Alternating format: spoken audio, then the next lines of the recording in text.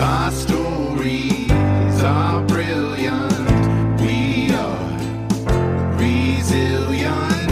Our stories are brilliant. We are resilient. Hi, friends. Thank you so much for joining us. I'm so excited today to introduce to you my friend, Casey Taton. And she has so many amazing qualities, but she's also the founder of Little Moments, Big Dreams Celebrations. And she is the founder of the Inner Spark podcast. I hope we get to talk about all of that stuff. But thank you so much for coming here today, Casey. Thanks for having me. I thought maybe you could tell everyone a little bit about Little Moments, Big Dreams, and then we'll talk about your podcast. Yeah, so I do parties for kids. I run an organization doing parties for kids in the hospital, and we have officially been doing it for like 6.5 years now. Um, and it just started with I fought my own medical battle, and being in the hospital and the feeling of what it does to you. And I spent birthdays, I spent Christmas, I spent holidays, but just, the feeling of losing out on life. And then you're stuck in this room and most of mine, so what I remember of mine was as an adult. I was actually there as a child with spinal meningitis. Um, but I was a baby, so I don't remember that, like Mhm, subconsciously. mhm, But I do hear my family talk about it.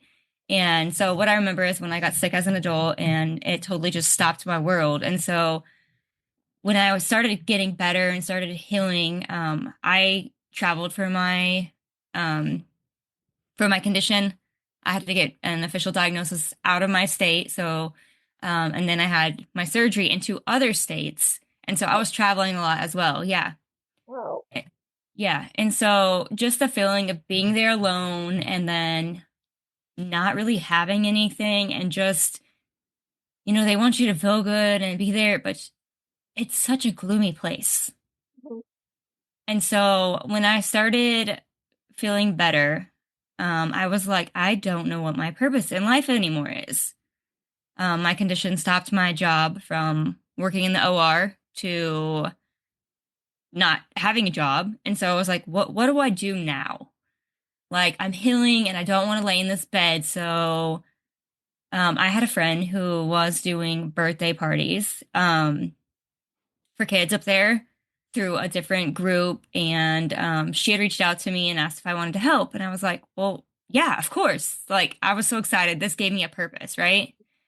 And so I went up and helped her. And I remember her telling me, hey, um, I'm not really getting a bunch of feedback from nurses, not really getting like very far with them. And she had a son and she was like, do you just want to take over? And I was like, well, I mean, sure, I'll try.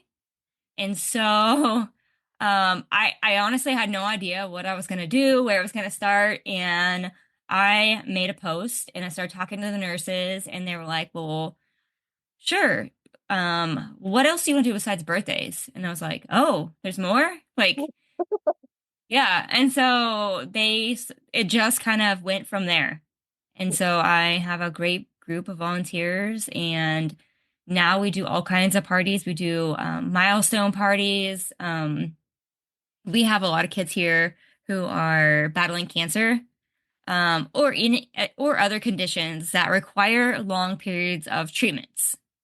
And so I think it's important to celebrate the milestones along the way, as well as birthdays. For the ones who beat cancer, we do a big party for that. We also do sunshine bags because there's so many kids in there that maybe they had their gallbladder taken out, maybe they broke a bone, or, um, there's just all kinds of conditions. And so they've been there for a while and they need some joy. So my mission is to bring smiles not only to them, but to the parents. because we often forget what the parents are going through Mm, during this time. mhm. And so, a lot of times the siblings get to celebrate too. So that is fun. Um, you just get lost and it's almost like you feel like you forgot about, and Right, you're just stuck in this place that's not very happy. And right. so, we also do holidays. We do all kinds of other fun events up there, just random events bring like, the fire department up there, different groups like that. Paw Patrol came up there one day. And so, yeah, just stuff. We did arts and crafts for a while, and that was to give the parents a break so they could actually like send their kid down there and then they could go get a break, go take a shower, go eat, go do something so they're not feeling like they're leaving their kid alone, but their kid's doing something and we're with them. And so I did that pre-COVID, and then COVID hit, and of course it the parties I got to continue the parties, but the events stopped for a while. So now we are past COVID, and we still go through like RSV season, all those seasons where we can't do a lot. Um, but I still get to bring smiles to kids' faces. And so I just we're an sorry. We are an organization. So I rely on the community for all of our donations. I go out and speak to, schools, church groups, Boy Scouts, Girl Scouts. I have some women quilters that make blankets for us. Just any type of group, businesses. We have a snack cart at one of our hospitals. Um, would you all know what it's like to eat hospital food if you've been in the hospital, and Yep. or how much the vending machine is? And a lot of times, like when I was there, my mom wouldn't eat.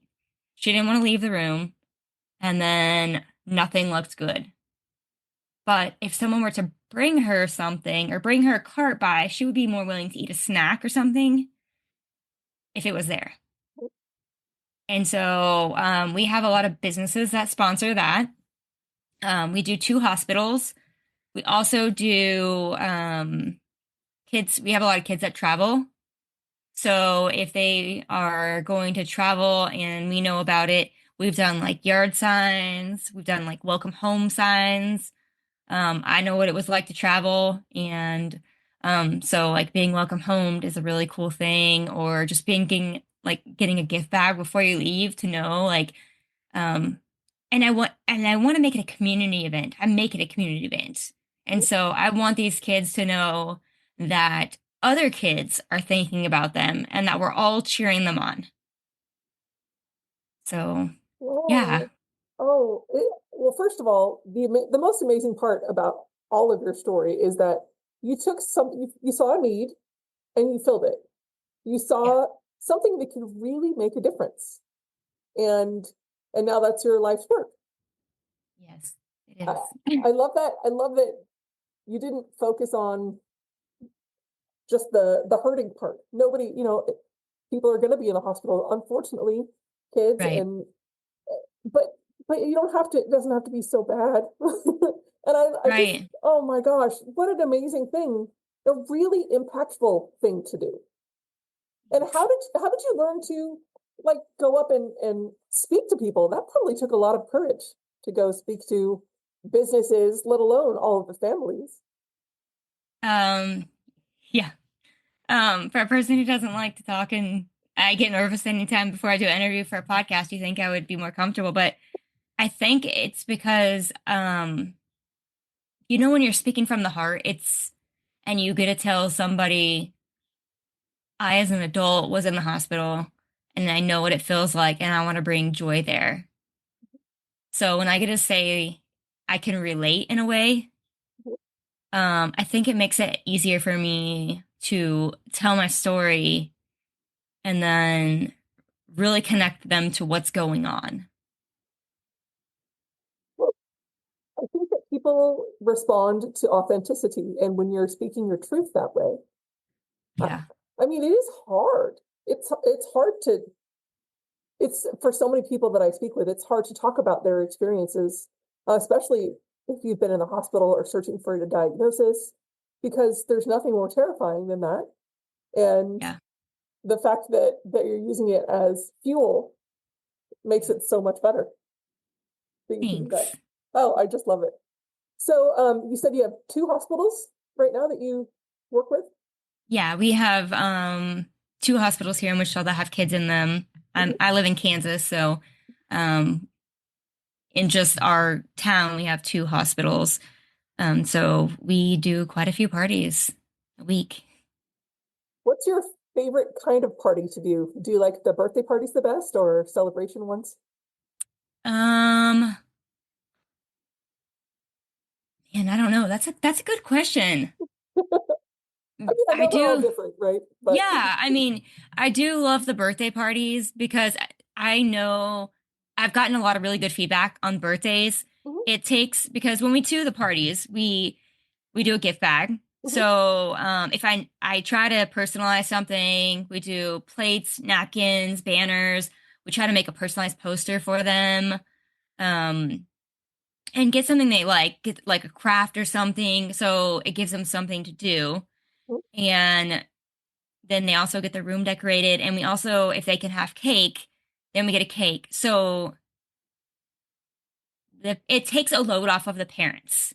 mhm, And it's not like my kid doesn't get to celebrate because he's in the hospital and I don't want to leave. mhm, And so I think it's just, yeah, the power of that, of doing birthdays, is that their birthday isn't getting skipped. They still get to celebrate with the staff. And also, it changes that connection a little mhm. bit Right. of they're not such the scary person anymore. Like, they have a little fun in them. So, Oh, yeah. So, and when you really feel like you matter, yeah, you're more invested in, maybe having those conversations with staff members. And I'm sure that helps for the parents as well. yeah. I wonder, what keeps you motivated to keep doing this? Do you get a lot of good feedback? I do. I think, yeah, the power of connection and watching these kids grow because we do also like we'll set up our table at there's like a cancer event they do every year and they celebrate the kids, Mhm, or we'll set up our table at different events. mhm, And we also have a hockey team here for the cancer kids, and they get to wear like they wear the kids' names on the back of their jerseys.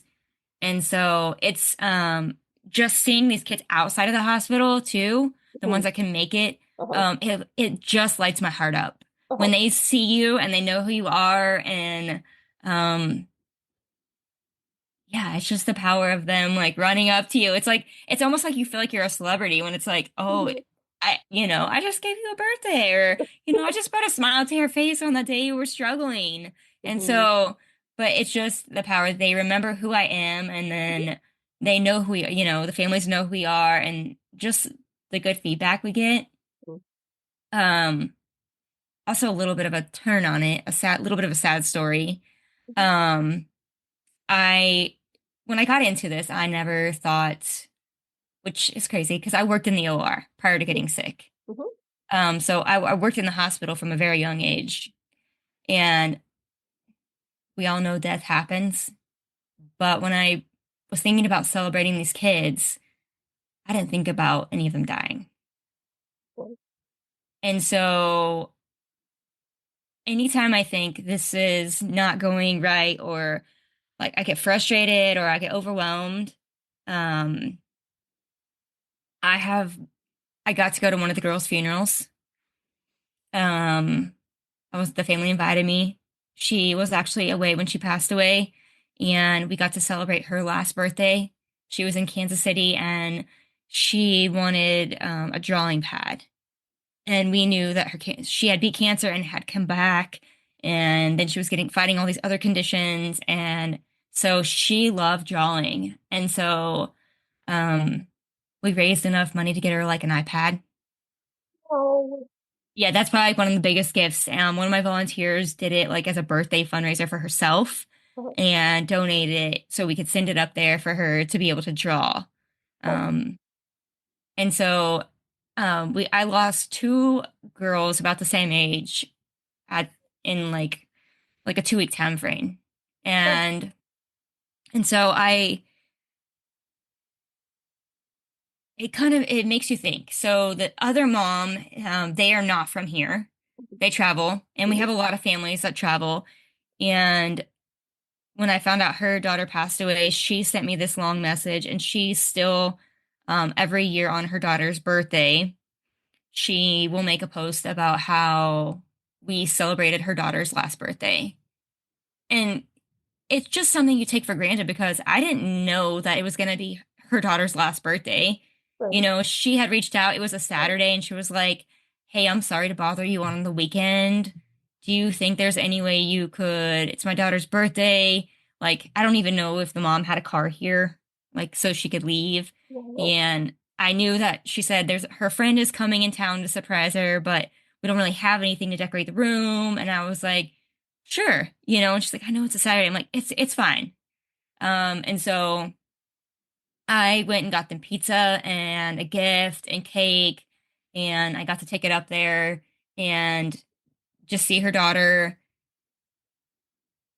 And her mom talks about the smiles and the joy that she forever gets to hold in her heart Mhm. of her daughter's 16th birthday. Oh, Yeah. So I think that's the power that keeps it going is knowing that a lot of us, well, you and I have talked about facing medical battles and how tomorrow is not guaranteed. oh, Um, but it really hits home and just keeps me motivated to keep going that um, if I can bring a smile, that's what that family needs to remember. yeah. Working with kids is, I used to, when I was in high school, I volunteered with the Muscular Dystrophy Association. Um, and we had camps every year, or they had camps every year, and I was a counselor. And, at first you're a junior counselor, and you get to know these kids, and then you through the Yeah. years, and it's incredibly awful how many of them pass away. Hmm. But it's equally amazing that you get to be a part of their lives, even for a tiny short time. Yeah. And I imagine that every day must be so meaningful for you doing that job. Yeah. It is. Um, that's really cool that you did the camp, that you did camps too, helped out because we just don't ever think about what the power of another person can bring us, how much joy someone else can bring us. Mhm. And by what we think is something really small, Right. it really is something really big and impactful in their life. Yeah, because it was fun for me. It wasn't like Right. hard, Yeah. but these people that I met there, I I wish they were still around today, of course, but Yeah. we got to have I got to have them in my life, and I'll be forever glad about that. I So, think one of the coolest memories is that they also get to be a kid when they're at these things. yeah, yeah, So I always try to think when we do events and stuff, it's like the identity of being sick gets to go away for a little while and they just get to be a kid and have that fun. mhm. Because when you're sick, like everyone treats you as the sick person, and you're in the hospital, so Yeah. you're that much removed. Yes. Were you in the hospital a lot as a child? You said that you were sick when you were a baby, and then again as an adult. Yeah, so it was more when I had spinal meningitis and thankfully didn't have, I don't remember it. I was only a couple months old and was there for a while. And then, I did battle like migraines when I was in high school. But it was more when I was outside of high school. So like more in my college. Mhm. And then when I started my career as an adult, that's when I thought I had the best life going on. You think, oh, I have this dream. I was like, I have this dream job. Like, I have friends, I have a house, like all the things that I thought I was on the right track, and then my life just stopped. And so Um, More of it that I consciously remember was as an adult. But I think I remember it's just the impact that it has on your family. Absolutely. Like even as so it wasn't I'm not married, and so it's still like, my mom would come up there with me. And so that pulls my mom away from like holiday events you know, and my mom's birthday is the day before mine. And so like, okay, well if I'm there on my hospital in the hospital on my birthday, that means my mom is spending, usually the day before is her birthday. We're spending our birthday in the hospital. And so yeah, I just think that it's a lot still as an adult because I depended on them even though I was an adult. That's really hard. That's really hard. That's one of Yeah. the things that for me, I think I've told you I had this big list of things that I had to relearn how to do, and I had a big list of things that they told me I'd never be able to do, like a written down list. And being dependent on people for so many things, it's demoralizing, it's depressing, it's Yes. and you have no choice. That's the hardest part, is that you can't make yourself better. You can't, there's nothing you can do. No. And you're grateful, but at the same Right. time, like you're so sick that you don't have I feel like it doesn't get expressed enough to them how grateful you are because at some point I also went through like an anger phase. So, I was super thankful for everything my parents were doing, Mhm. but I was also probably not the most pleasant person to be around. Yeah. Didn't have any energy. I didn't, like I'm having to ask for everything. And we're taught at a young age that you grow up to be independent, right? You Hmm. start doing things, tying your shoes, like all these things, cooking for yourself, cleaning for yourself, Hmm. showering yourself. And when those things get taken away, um, Hmm. you just lose your whole self. Like, who am I? Hmm. What? And it's heavy. It is, and it is hard on the family members too. You're all just, there's no instruction book. You're all just, okay, so how can I get through this hour, this day, this holiday, this, season Yeah, as quickly and easily as you can. yeah, yes. And I think you forget to live in the moment. Mhm. It's something that I've learned as I've, healed more. Mhm. It's that I was just like, just get this through, just get over this. Let's get through on to the next thing because I want to rush everything. Yeah. I not even this isn't even part of my condition, but as an adult, I had my tonsils taken out. Uh-huh.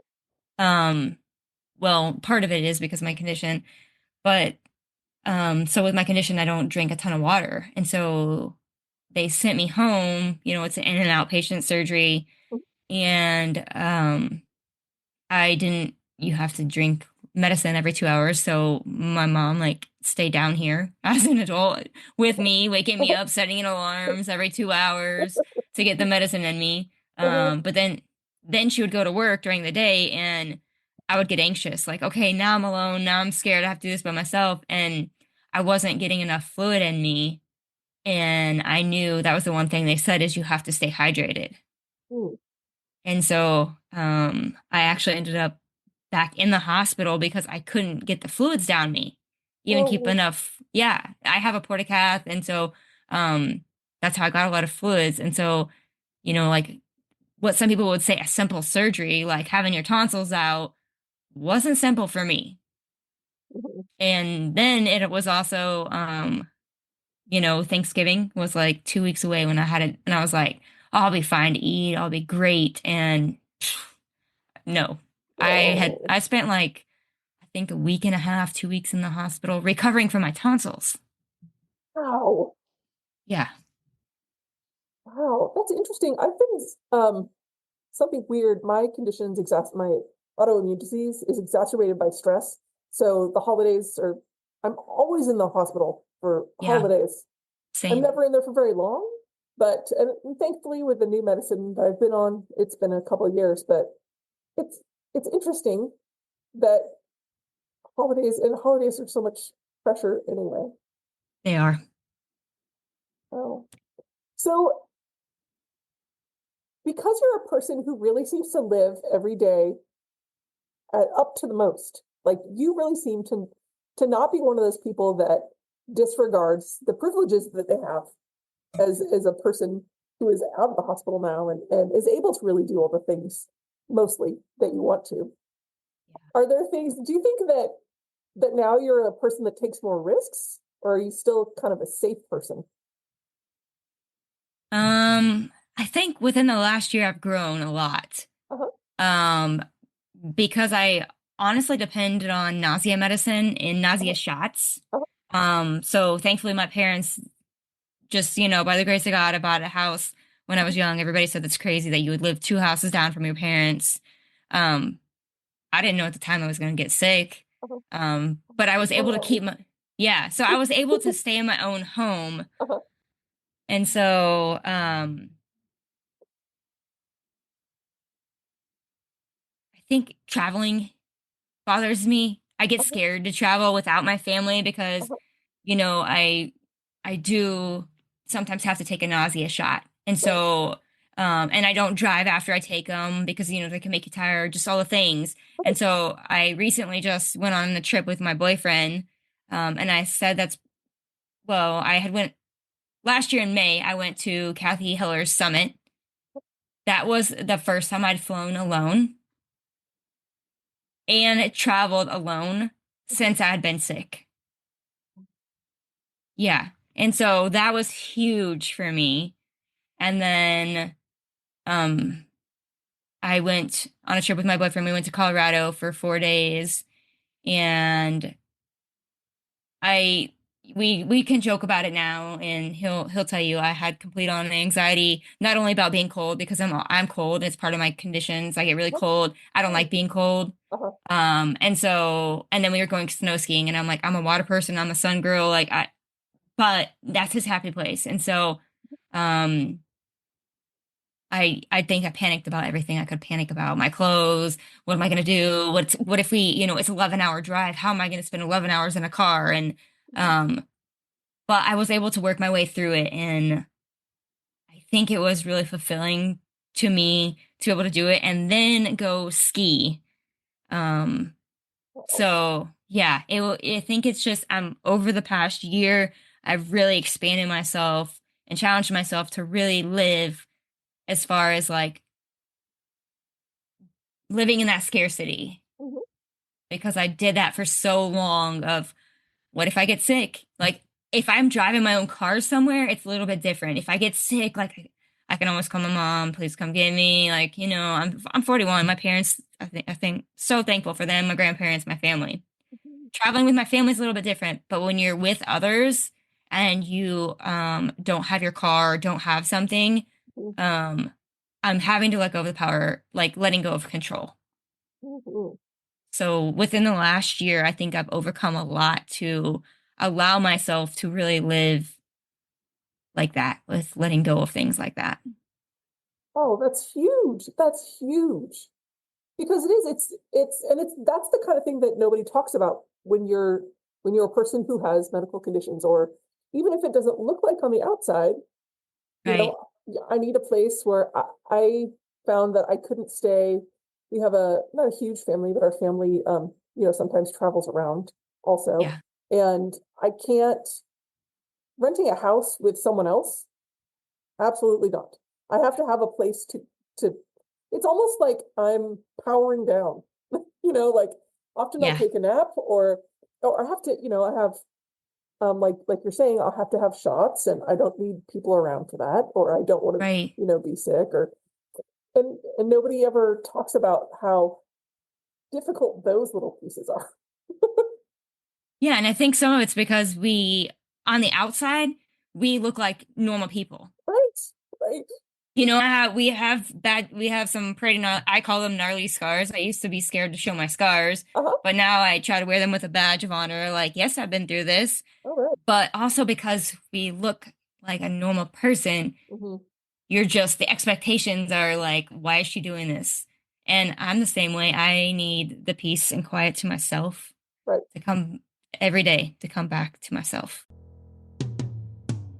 Sometimes we have to start over.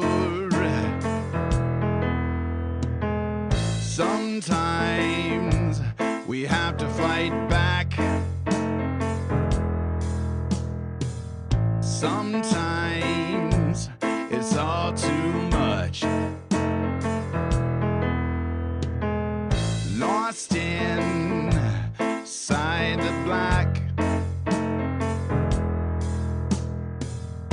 Our stories are brilliant. We are resilient. Our stories are brilliant. We are resilient.